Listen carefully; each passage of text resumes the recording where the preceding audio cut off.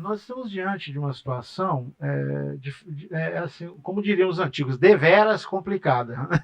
Porque Olha, o que muito. acontece? Você percebe o relativismo presente sob várias formas. Por exemplo, eu estou chamando de teologia coaching, né? Também, né? Foi. O Por senhor falou de exemplo, três, né? De é, teologia. toda a linguagem bíblica, tudo que a Bíblia ensina, que tem a ver com a humilhação do homem, com o arrependimento, está sendo deixado de lado. A palavra pecado, já foi feito até um estudo sobre isso, ela está desaparecendo. Ouça as lives, consulte os livros. Esses temas, como pecado, arrependimento, estão Está. desaparecendo. Porque, veja só, como a linguagem não é mais o pecador, porque quem tem que se arrepender, tudo é pecador, né? Então você já não fala de pecador mais, porque não dá ibope. Você não vai ganhar like se chamar as pessoas de pecadoras, né? E aí você vê, dificilmente alguém vai ensinar, por exemplo, a maneira como Abraão falou com Deus. Lembra quando ele foi interceder Sim. por Ló Ali, e ali na Sodoma? Sodoma e Gomorra. Senhor, eu sou só pó, né? Mas eu me atrevo a falar contigo. Você se chamar de pó? Que é isso, cara? Não, você tem que levantar sua autoestima, É. né? Não, o que E é teve um isso? coach que falou: Né? você acha que é que Deus que tem um controle nas mãos? Tá errado. Quem tem um controle é você. Teve um coach que mandou uma Então, dessa. você está vendo? Conhecido aí, Então, famoso. tudo isso é esse relativismo que as pessoas não têm ideia, né?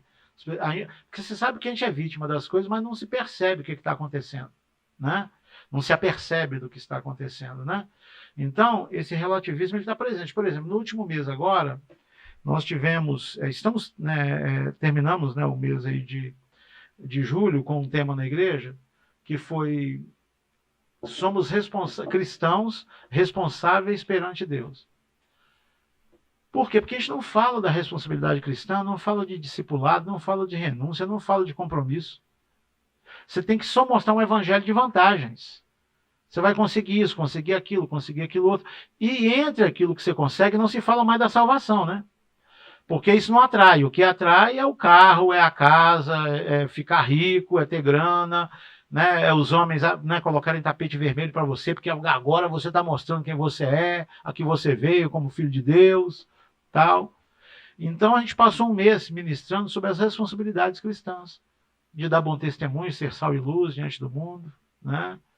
A responsabilidade de fazer gestão dos dons e ministérios, os talentos que Deus me deu, eu preciso usar isso para a glória dele, né? Não só para ganhar dinheiro, eu tenho que usar para a glória de Deus, né? É claro que você pode ter um talento, que você vive dele, né? Um talento profissional, não tem problema nenhum. Mas aquilo tem que ser vivido para a glória de Deus. E também você tem que dar um feedback objetivo, né? Servindo a obra de Deus com seus dons e talentos também, né? Mas isso não é falado.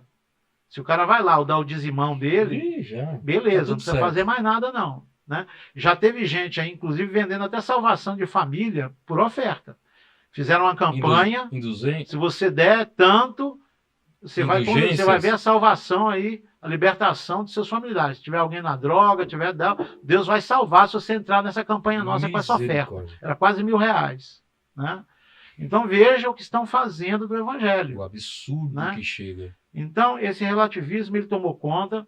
Ele aparece também na forma da inversão de conteúdo-forma. Então, não importa muito o conteúdo. Se a igreja estiver na forma que é atraente, né? Então, se você tiver direitinho, né, com a parede preta, né? Por exemplo, eu não aderi, não vou aderir, não tenho nada contra quem também pinta, eu acho que é legal, é uma escolha só. Mas no meu caso, como eu tenho vários autistas na igreja, o preto não faz bem para eles, a cor, né, na parede, né, escura, qualquer cor escura, seja um marrom escuro, um roxo, né, um azul Olha aí escuro, uma informação também não é bom para importante. autistas. E como eu tenho um bom fluxo de Uhum. autistas na igreja, estamos até voltando, né, ao nosso ministério para cuidar melhor deles. Então, eu, por uma questão de respeito a eles, eu não, mesmo agora que a gente está pretendendo fazer uma reforma, eu não vou colocar cores assim, porque eu prefiro beneficiar eles, que são o lado mais fraco da história. Né? Então, mas hoje, assim, se você tiver um ambiente, tiver um sonzão, um ministério de louvor muitas vezes até pago, né? Para ter gente profissional. Né? Jogo de luzes. Então não importa muito o que o cara fala. Eu tenho visto gente falando aberrações em lugares lindos, com frequências de milhares de pessoas, com seguidores assim, também aos milhares, né? E falando coisas totalmente contra a verdade. Né? Por exemplo, só para dar um exemplo raso aqui, uma coisa assim que a gente vê demais, né? Que são certas interpretações da Bíblia tentando puxar para um lado. É como eu cito nesse meu livro, que está aqui também, Nossa. O Enigma, né, de Dona Falácia Homilética, que é pregadores que pegam a Bíblia e fazem dela, né, uma ótica única.